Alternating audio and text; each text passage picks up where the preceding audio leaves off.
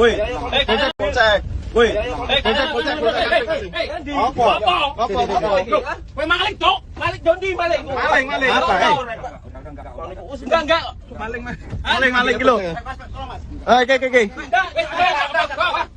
Loh, siapa yang maling itu? Mas, siapa ketemu tadi? Hah?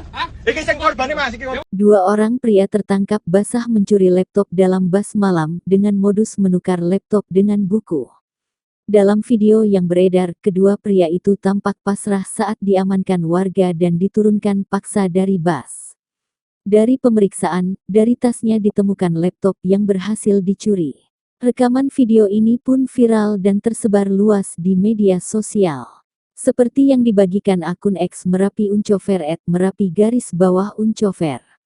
Unggahan ini pun menuai reaksi netizen. Salah seorang pelaku yang memakai topi, dikenali pernah tertangkap karena kasus yang sama.